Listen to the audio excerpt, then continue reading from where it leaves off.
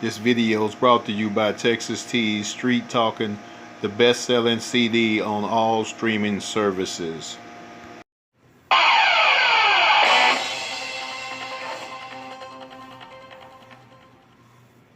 Recovered shell casings, we believe they are testing those to try and determine the type of gun that was used, unless Timothy George Simpkins dropped the gun they say he used to open fire on that second floor here. If he dropped the weapon, then they have it. But if they're trying to match it through the shell casings, they want to know where he obtained that gun. Did it come from the family? Was it a gun in the home for safety and security? Or did someone give it to him?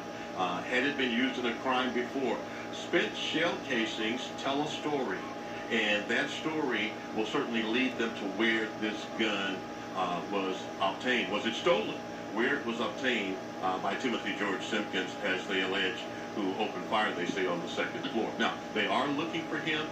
Here's the advantage. Again, this is not someone who stormed onto the campus and no one knows who he is, and so now we're looking for someone with a vague description. They know his name. They have his records. They know his family. They've talked to parents or grandparents, whomever the guardian might be. They're tracing down his friends through students here at this high school.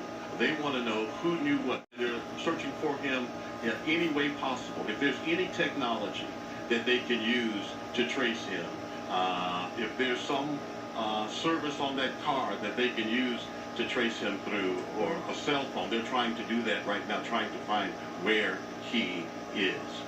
This is the kind of event that every parent prays never happens.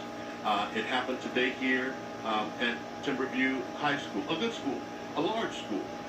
Here, it's a Mansfield school in southern Arlington, and Mansfield ISD school here in southern Arlington, and certainly for parents and students, it is the kind of memory made on this Wednesday in October that they'll not soon forget.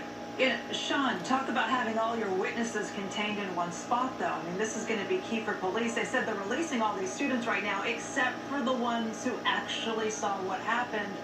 I mean, they're going to be talking to those kids about every little detail. And I would imagine a lot of them would be very happy to give up the location or any information regarding the suspect.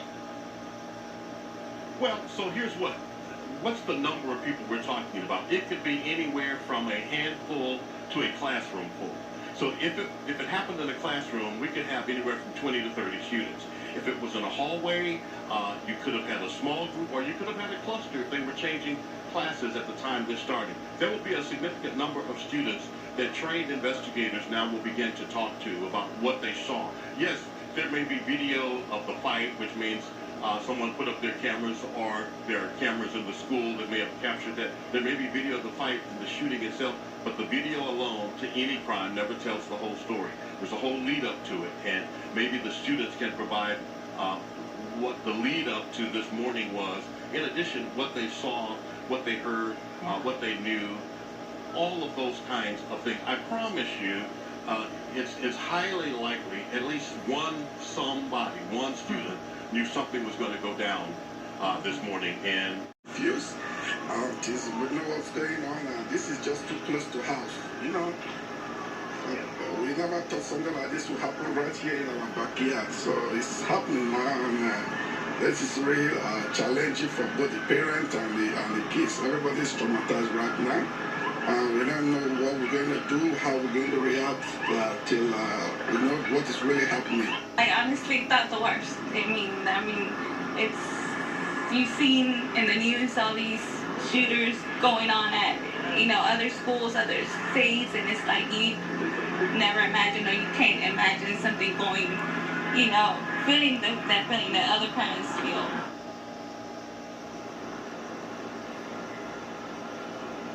Well, back live here, we're going to start with a view of these buses, the school buses, for as far as you can see. And this is even a shortened version of it. The line was much longer just a few moments ago, but trying to keep order, trying to keep everyone calm throughout this situation, as you know, while they try and conduct as thorough of an investigation as possible. So very latest live.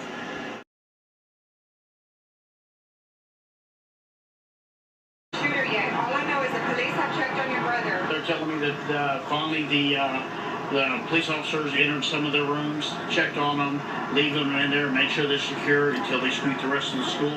Parents, desperate for information, cling to their cell phones. And I had her also text me the name of all the kids that were in the closet with her. I have texted him, but he hasn't responded in about 5 minutes now, so I'm not sure, or they're not letting them use their phones. The shooting aftermath, a lockdown, followed by a monumental task of moving more than 1,500 students safely from the Timberview High campus to a designated meeting point.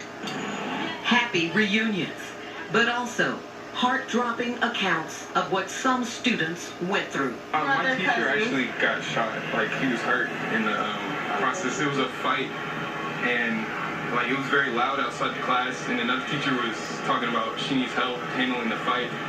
And my teacher left the classroom to go assist her. And a little bit after that, we heard a bunch of shots go off. And so everybody in my class, we just turned all the lights off and we just held the door closed. At the time, I was in the hallway, and then all of a sudden I just heard gun, gun, go, go. And I was like on my way to the vending machine, so I just took off running with my friend Andrea. And that's my wife there.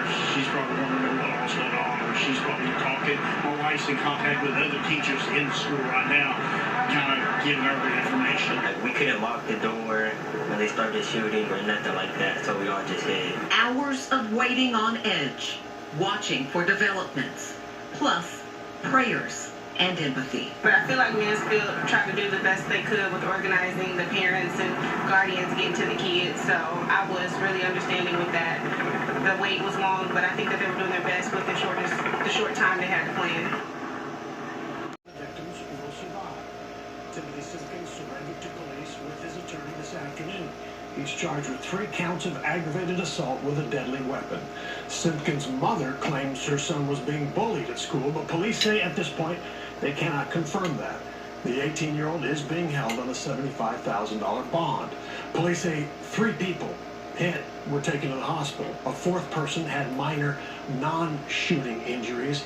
Police and school leaders have gone through a tedious process today to make sure each student is safe, sending the entire school student body to the nearby Mansfield ISD Center for the Performing Arts, and that's where parents eventually picked up their kids.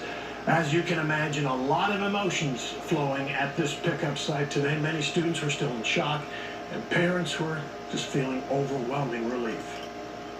At the time, I was in the hallway, and then all of a sudden I just heard gun, gun, go, go. And I was like on my way to the vending machine, so I just took off running. You never know. It's going to be your last day.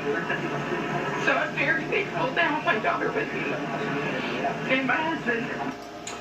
It is early in the investigation, but we do know police credit specific early tips that led them to their suspect. Fox 4's Sean Rabb begins our coverage tonight. Sean. Yeah, and police were thankful for those tips. Listen, we had some students tell us they heard as many as 7 shots. Police told us they found a .45 caliber weapon on the streets in Grand Prairie. It's going to be tested to see if it's a ballistic match to the shell casings from this shooting, a shooting that sent out a search across all of North Texas for a school shooter. The good news is our suspect is in custody. Timothy Simpkins is in custody. 18-year-old Timothy George Simpkins is the teenager that police say opened fire on the 2nd floor in a classroom at Timberview High School about 9:15 this morning. The shooting following a fight with another student. 4 people were hurt. 1 from falling. A teenage girl grazed by gunfire. A 25-year-old shot but in good condition.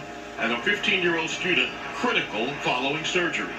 Simpkins has been charged with 3 counts of aggravated assault with a deadly weapon. Police found a gun on England Drive in Grand Prairie. The teen surrendered with an attorney. We had some communication with his attorney. He did report to an attorney. Was talking to our homicide detectives, and he drove him into our police station. We took him into custody. That was about 4 hours after the incident began. Police frustrated through the investigation because of a barrage of threats against schools and social media posts. During the entire onset of this event, our teams are being divided away from leads of our suspect location with inaccurate information at schools all over North Texas. Timberview High School has no metal detectors. No schools in the Mansfield ISD have them, but officers are on every campus. Counselors and victims advocates will be available to the school's 1,700 students who sheltered in place, then taken on buses to their families, all somehow traumatized by a life lesson that wasn't part of their curriculum. That will hopefully talk with them and help them through this tragic incident. Hit the subscribe button. Hit the subscribe button. Hit the subscribe button. Shut up. Shut the hell up.